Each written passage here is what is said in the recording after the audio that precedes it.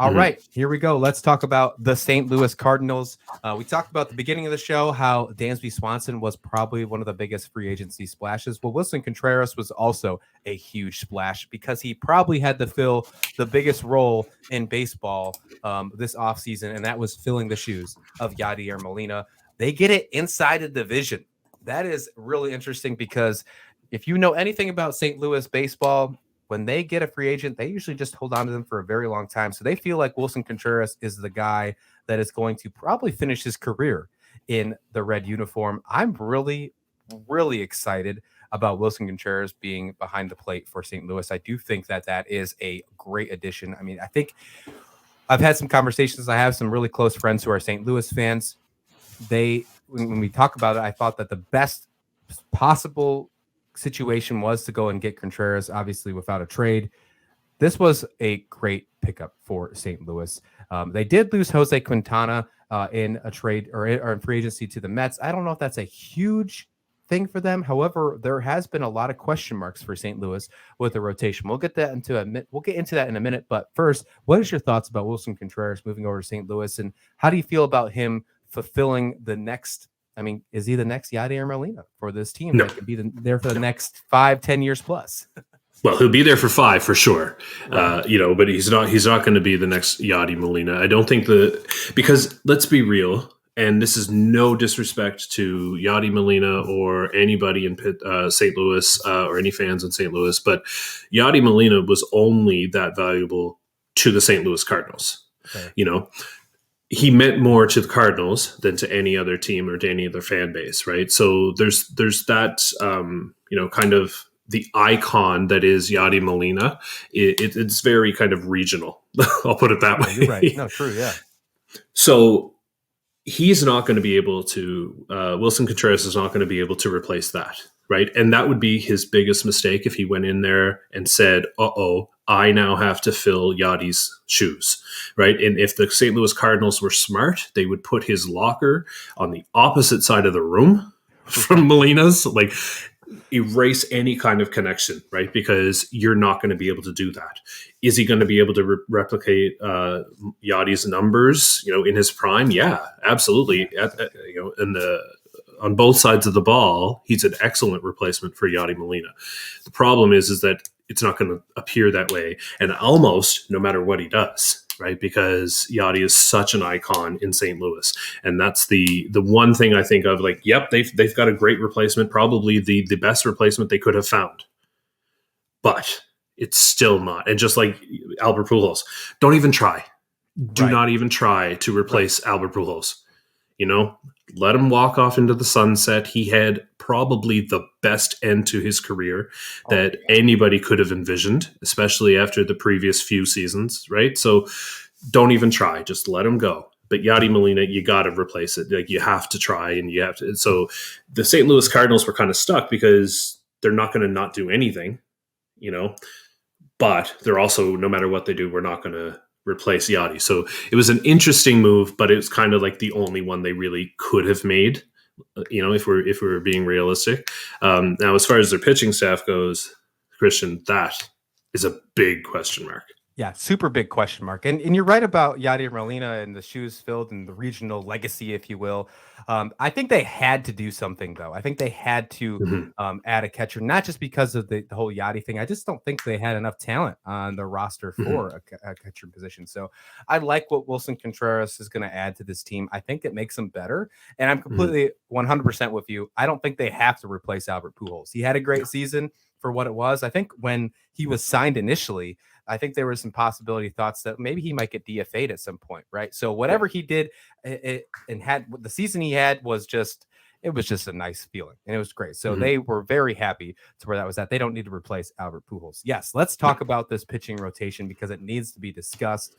It's a big question mark. Obviously, they made some trades last year in the trade deadline. They got Quintana. They got Jordan Montgomery. Montgomery was fantastic for him. They traded Harrison Bader for him to New York, which was unfortunate for their speed and for their outfield help. But they really needed Montgomery, and he did good down the stretch. My biggest question, and I feel like this might be a lot of people's questions in St. Louis or who would follow St. Louis, is what the heck is going on with Jack Flaherty? Yes, there is a lot of injuries There's a lot of question marks with him, but he was built to be this ace, if you will. And I don't know if it happened too soon. I don't know if that was the issue with him, but ever since he has been kind of designated as St. Louis's ace, he hasn't lived up to that title whatsoever. And he's coming up on a payday option really, really soon. And my mind says you got to find a way to cut ties, move on from him while there's still value. I don't think that he and the St. Louis Cardinals, if I'm in St. Louis's shoes, I'm not signing Jack Flaherty to an extension, Sean. Yeah, that's a tough call. I'm glad I don't have to make that decision, because Jack Flaherty has all the talent in the world, and he's still 27. Like there's, it's not like he's 34 and aging, like almost like Adam Wainwright, who apparently refuses to get old, which is good for him.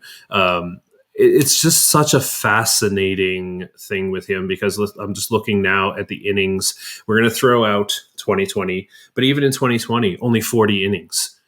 2021, 78 innings. 2022, 36 innings. And then so we go back, 2019 was 196. 2018 was 151. So it's been a long time since he's thrown a full season of baseball.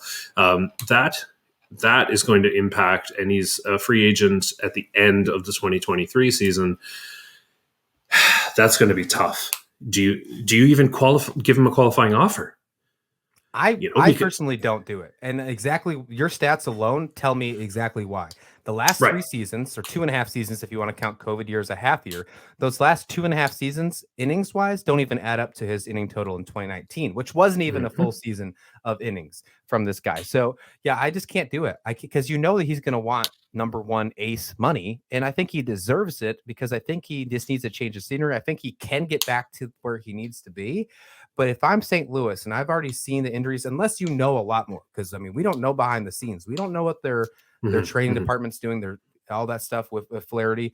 If they know a lot more, then they're going to do it. One thing that I will say about St. Louis is this: they do pretty dang good with contract extensions. There hasn't been a contract extension that we have seen from this team in a very long time that has gone sour. Paul Goldschmidt's done really good. We know Nolan Arenado has done really good. And those are just some of the recent ones. We can probably go back quite a bit, even with some of their pitching. I just thought they were going to add a little more in this. This is a guy now. There's no way that if the Bubble Brewers go on the market, that a guy like Corbin Burns is going to St. Louis. I mean, it would. There's no way that they're going to trade Corbin Burns inside the division.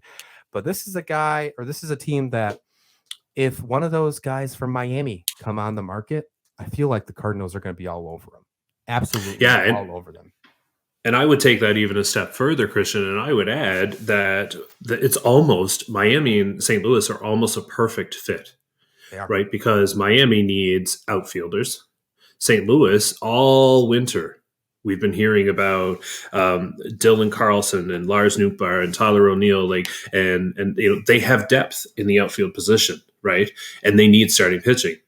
Like, let's be real here. You're looking at a rotation right now that includes Miles Mikolas as your ace, Jordan Montgomery, Adam Wainwright, Jack Flaherty, and Steven Matz, right? Like, this is where the St. Louis Cardinals are. That's not enough to win a division. It might be enough to win this division in this year, but not without an addition. I really believe that St. Louis is going to have to do something with their starting rotation, and maybe it's a Jack Flaherty issue. Maybe he solves it for them and is on the IL again.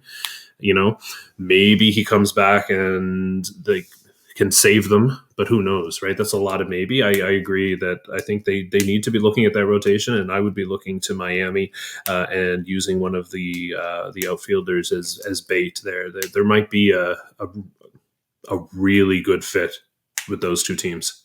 Yeah, if I'm Miami and if I'm St. Louis as well, I'm looking at Tyler O'Neill. Tyler O'Neill had which I thought could have been an MVP season to start the year. What we saw from him last year in 2021, I was really hopeful that Tyler O'Neill could be a potential MVP. He was anything but that last season, but the potential is there. And he doesn't have a long contract right now, like a Christian Yelich. So if you're not afraid to take a risk on a guy like Tyler O'Neill, who has all the potential in the world, and he's fast. I mean, he is super fast. He's very athletic.